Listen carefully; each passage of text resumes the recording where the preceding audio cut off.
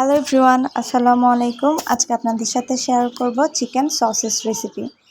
Sausages বানানোর জন্য প্রথমে নিয়ে নিব মুরগির বুকের মাংস। এগুলোকে ছোট ছোট কিউব করে কেটে নিয়ে এরপর ব্লেন্ডার জারে ব্লেন্ড করে নিয়েছি।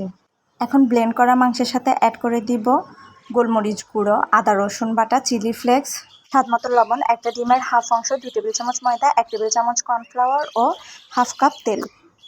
এখন একটা ফয়েল পেপারে মেখে রাখা চিকেনগুলো অল্প অল্প করে লম্বা করে ছড়িয়ে দিয়ে তারপর ফয়েল পেপারটাকে একটু রোলের মতো করে নিব।